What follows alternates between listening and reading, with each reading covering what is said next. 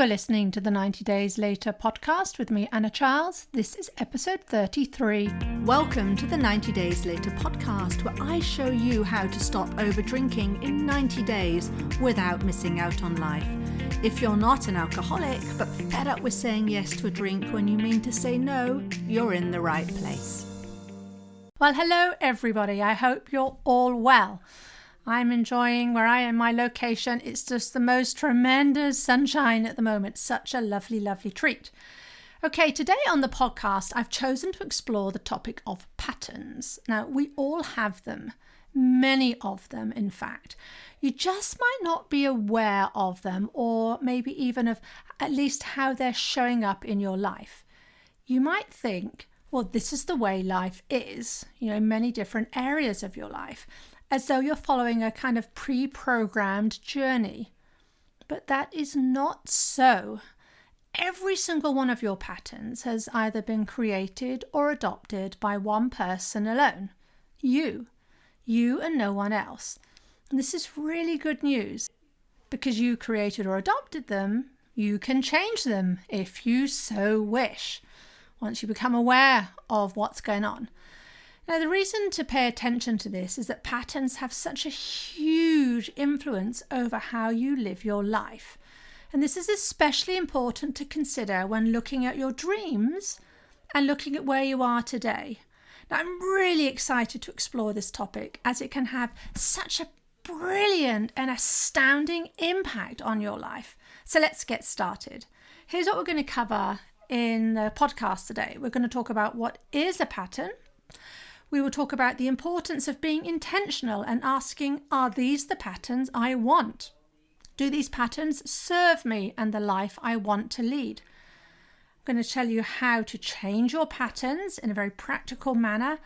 And then we're also going to have some talk about transitioning to conscious thinking.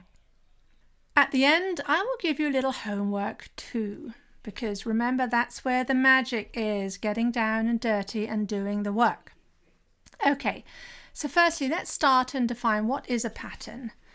I checked the dictionary for the definition of pattern, and the one that most appealed to me was it's a natural or accidental arrangement or sequence. Now, what I love about this definition is the addition of the words natural or accidental. You could alternatively say intentional or unintentional. More on that later. A pattern is a set of repeated behaviours. Something happens. That something is often triggered by some other event, some person, time of day, location. Then you get a thought that kicks off the pattern sequence. Now, some patterns are extremely useful, like the getting up in the morning pattern, where you wake up, make a cup of tea, or at least I do. This is my getting up in the morning pattern. I wake up, make a cup of tea, drink the cup of tea, have breakfast, shower, clean my teeth, make the bed, get dressed. Now, we use lots of patterns at work all the time, where they're given the much more fancy name of processes, but it's really the same idea. Companies have a customer sign-up pattern, a customer billing pattern, and so on. There is a lot of power and momentum in a pattern because of the interweaving of repeated behaviours. This is how patterns are different to habits. I see habits as one-off occurrences or thoughts or actions, like the habit of drinking a glass of champagne to celebrate, when you're at a wedding, for instance, while patterns contain a number of steps. Here are a couple more examples of patterns. There's the evening pattern, where you finish dinner at 7, you clear away the dishes, you pour yourself a glass of wine, then you sit down in front of the television at 7:30. Now, you may not even intentionally be choosing to have a drink. It may simply be that it's the third step in the after dinner pattern. If you've done it enough, this patterned routine will become pre-programmed and automatic. And you may do this even if you don't really feel like having a drink. Here's one of my own pattern behaviours I recognise pretty early on in life. Mid-afternoons, I get tired, and I remember this beginning when I was a teenager. I was only about 13 or 14 at the time, and the clock would get to about 2:45, and for the next 90 minutes or so, I would fight my brain to stay awake, and this was particularly prevalent when I was revising. Now, some days I may as well have stopped work completely rather than push on through. Now, I realise this isn't uncommon, right? A dip in concentration mid-afternoon affects many people. But what happened for me and what I observed was in time, I actually established a really solid pattern around this. Every day at around 3 o'clock, my brain would start a familiar round of chatter. You're tired. Stop working. You're not getting anything done. Why are you even bothering? You're sleepy. And then I would spend so much time focused on why I didn't want to work until actually I did stop working, which was then the final step in the pattern. And this repeated itself many times in my life, and it was something that I struggled with actually in the working world for years. Now, the other thing I want to point out is funny how this pattern rarely appeared if I was in the middle of something particularly gripping. Now, this is how I know it was just my mind following a well-trodden path. It was a way to effectively escape something I didn't want to do. This was my brain using the motivational triad. It was running away from pain, maybe not pain in the sense we might say in modern day, but certainly saving me from, having to do boring work, for instance, and was trying to take me towards pleasure, i.e. rest, at the same time doing it as efficiently as possible, right? Those are the three things that we see that our brains have a predisposition for. And after all these years of having this mid-afternoon pattern, I finally decided it was time to interrupt it and change what was going on. And I'll tell you how I did that later. It took me many years to figure this out and to actually put it into action. But now that it has revolutionized my afternoons. And I'm going to tell you exactly how I did that. Secondly, I want to talk about being intentional and asking, is this or are these the patterns I want? Now remember, patterns make it easy for the brain to take action without having to spend too much processing power, like that getting up in the morning pattern I mentioned earlier. Now this is a good thing. If we had to concentrate how to do every action, how to get out of bed, how to step on the floor, how to balance on 2 feet, how to walk, how to locate the kitchen, how to turn on the tap, how to pour the water into the kettle, and so on, it would be very inefficient. It would take us forever. We'd never get anything done. We'd be too busy trying to get a cup of tea made in the morning.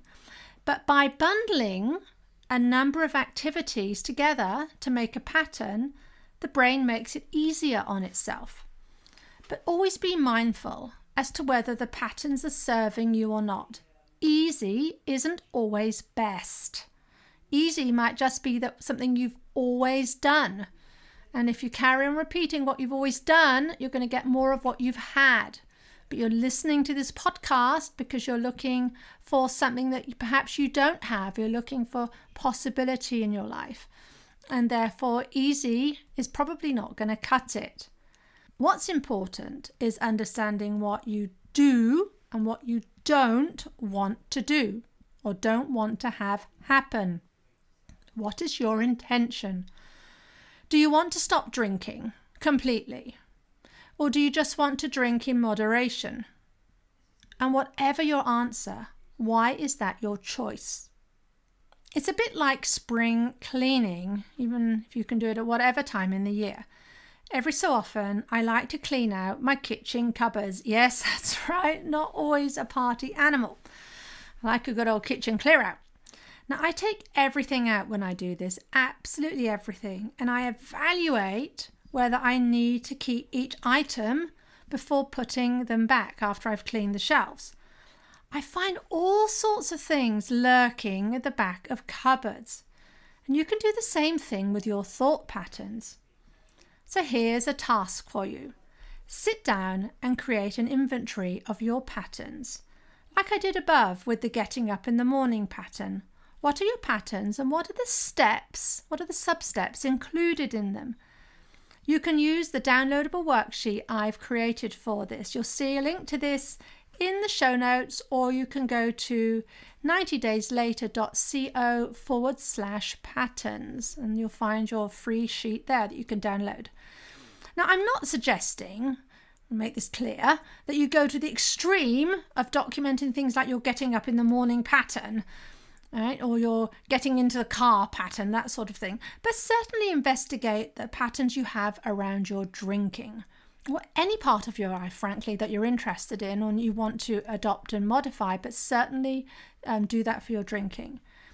How might this look? Perhaps it's the going to a weekend barbecue pattern, or perhaps the Friday night, it's the end of the working week pattern.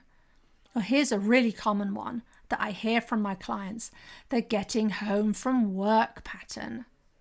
This has a lot of meaning to me personally as well, a lot of significance, because this was one that I ran beautifully and effectively and automatically for so many years. How it ran for me was step 1, get home, basically step through the door. Step 2, take off shoes. Step 3, enter kitchen and put briefcase down and say hello to family. Step 4, see fridge. Step 5, have the thought, oh, it's time to relax. Step 6, pour the white wine. Now, this was a learned pattern of behavior that I had for the end of the day. And if you've been doing this sort of thing for a while, it will happen quickly. I mean, really quickly. And you may not even recognize this as having 6 constituent separate steps. So do have a go at writing down your patterns and really sit with them and sort of observe. And if you can't do it right now, the next time you find yourself drinking or approaching that, try and pause and think, am I in a pattern now? And to grab a scrap of paper, any old scrap of paper will do, and then document it at that point. Now we're going to look at changing your patterns. And we do that first by evaluating what you wrote down in your inventory just now. And I'd like you to pick just one of the patterns that you identified, only one. And then ask yourself these questions about it. Does this pattern serve me? Do I want to keep it? Why? And why not? Now, it's really important you understand why you want to make a change, if indeed you do decide you are going to make a change. I want you to make sure that your decision and your reasons really resonate with you deeply in your body, because it has to be a reason that is going to carry you through, right? It's going to be a change, it's going to be difficult.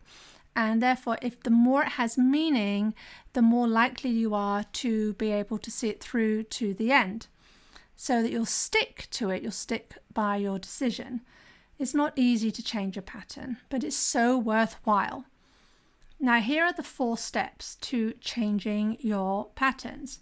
First, I want you to expect them to come. Like a child putting their hands in front of their face, in front of you. You're still standing there, even though they can't see you, right? Don't pretend the patterns won't come, and don't pretend they're not there when they show up. Second, then watch your patterns start and just see how it plays out. This is why it was so important for you to create an inventory of your patterns in the step above. It means effectively that you're armed and ready, right? You know what to expect. And so you see there are many opportunities when the pattern starts to break the pattern, even if it feels like one automatic fluid movement, right? There are constituent parts and you can interrupt it at any stage. So in this watcher step, don't react, just watch. Write down how you're feeling. Be inquisitive. Write down what you're thinking that's causing you to feel the way you are. And know that all of this is just your thoughts. And as I've covered in earlier podcasts, you have 100% total control over your thoughts. Right, so that was the watcher step. Third, I want you to not take the bait of being in the pattern. I just want you to notice things and don't bite. Sit still, breathe in through your nose, out through your mouth. and watch how you move through the different steps of the pattern, or at least how your brain wants you to move through the different steps. Just watch it play out.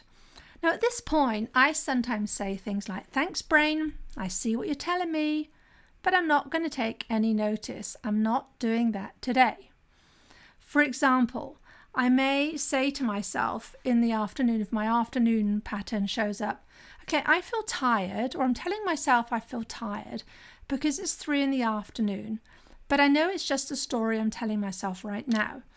And it's probably because I don't want to write this report that's in front of me. I mean, I will say that out loud to myself, and I'll believe it because I'll know that, for instance, I was wide awake the previous day, or I'll recall a time when I was wide awake at 3 p.m. when I was doing an activity that interested me, for instance, perhaps even reading a book in a coffee shop. It was in the same circumstance, mid-afternoon, sleepy time, but when I didn't have a shred of fatigue, right? And thinking of this and talking this and telling this to my brain helps to train it. So instead of working against your brain, using force to thrust the uncomfortable or unwanted thoughts from it, instead become conscious of your thinking without fighting or reacting to your thoughts or feelings. One of the things I often suggest my clients do is also to intentionally intensify the emotion they're feeling as their patterns play out. It's a great way of interrupting that flow, that smooth flow of action.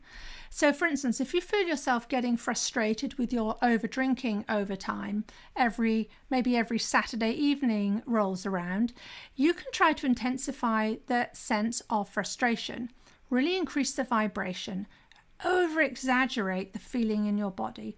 So how does frustration feel to you? Perhaps it's a tightening in the chest, perhaps it's tension in your shoulders, or a sick feeling in the pit of your stomach. For clients who have been conditioned to fight emotion, pushing into this, leaning into the emotion, creating more of that sick in the pit of your stomach feeling, or more tension, or whatever it is for you, can be a huge step in getting more in touch with their bodies, and therefore more access to their thinking and what's causing that vibration in their body. By increasing the feeling, they are actually taking control of it, and they're seeing that it's not something happening to them that is outside of their control. It's something they are doing to themselves. Huge difference. They can just as well, therefore, decrease the feeling of frustration as well as they are able to increase it.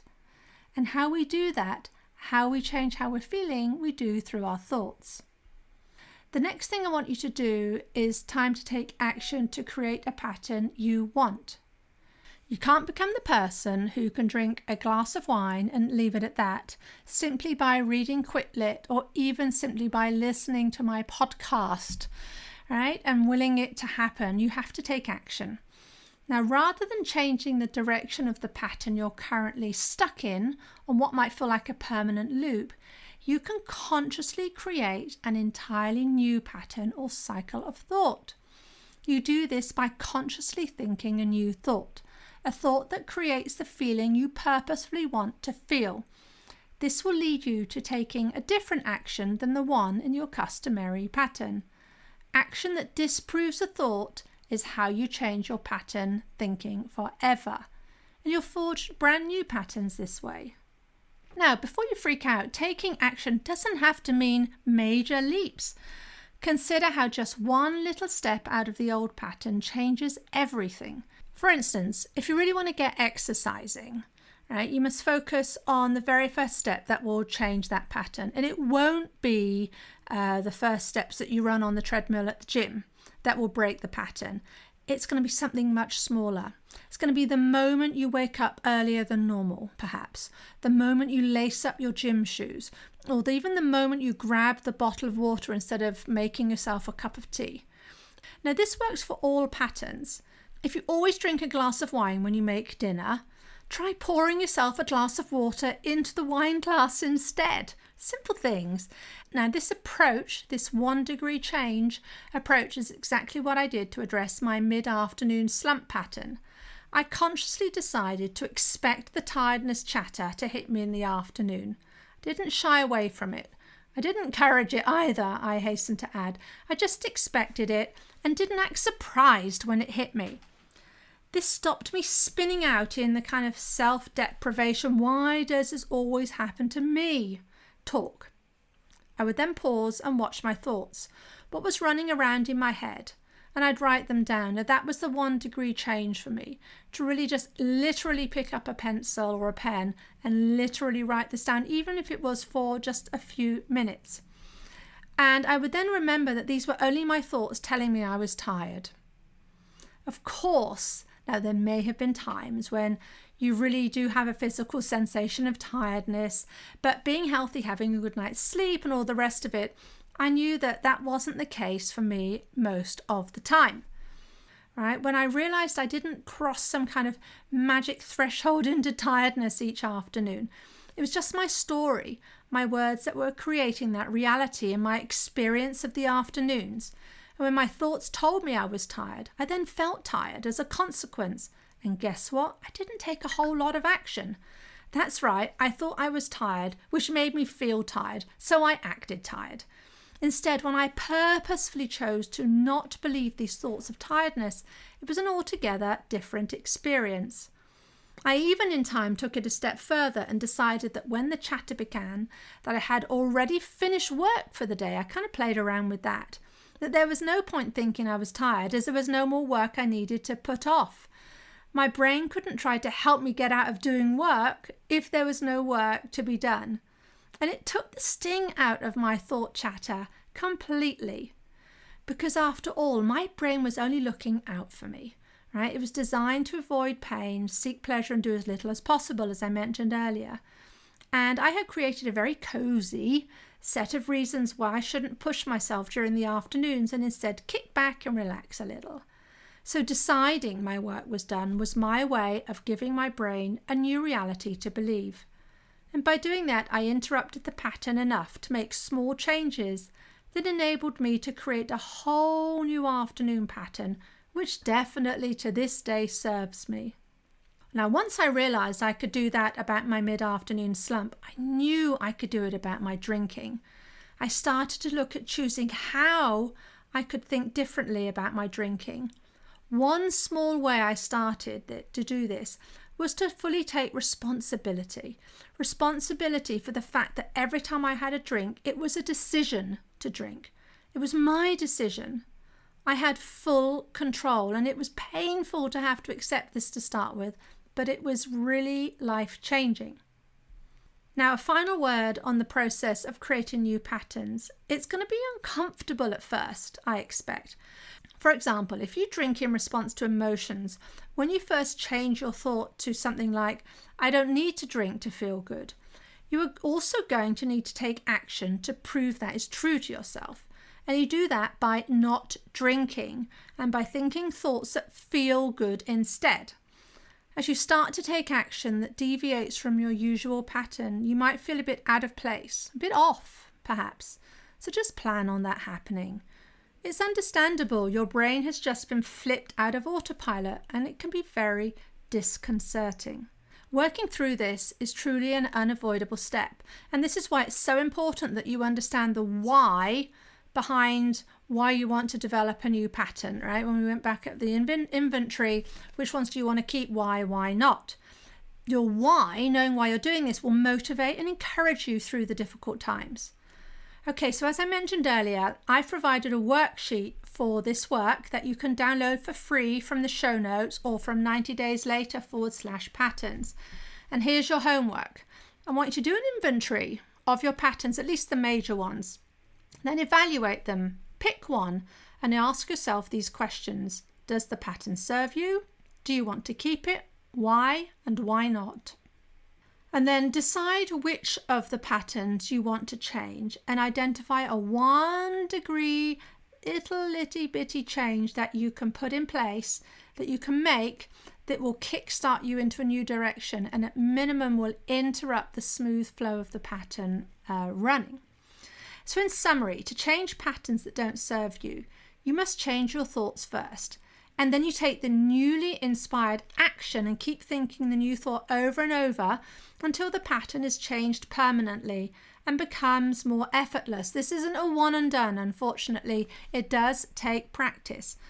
But by doing this, it's really cool because we develop new intentional conditioned patterns of thinking and behaving to teach ourselves how to drink less. Then we practice and repeat until our conscious brain is in charge and we are in full control of when and how much we drink. It works. It takes time and repetition, but it works. And here's the really, really cool bit. Do this often enough and you'll end up reprogramming your unconscious behavior to be the pattern you have intentionally chosen. Right? So while your previous automatic response was to drink, your new automatic response will be to not drink. Okay, that's it for now. I hope you enjoyed the podcast. Please do rate and review and share with someone you love. And if you want to get started right away transforming your relationship with alcohol, you want to start experiencing the joy and freedom and lightness you get from not feeling the pull to drink, you can contact me on anna@90dayslater.co or go to 90dayslater.co and click on the blue button that says book a call. It's time to stop worrying about your drinking and start living. Okay, see you next week. If you like what you're learning in the podcast and you want to take the work further and achieve total freedom around alcohol, let's talk. I help my clients stop reaching for that first glass of wine the moment 6 p.m. rolls around and they don't miss out on life. And we do it in 90 days. The effect is permanent. Email me for more information on anna@90dayslater.co. And if you did enjoy the show, I'd really appreciate if you'd leave a rating and review to help others find the 90 Days Later podcast.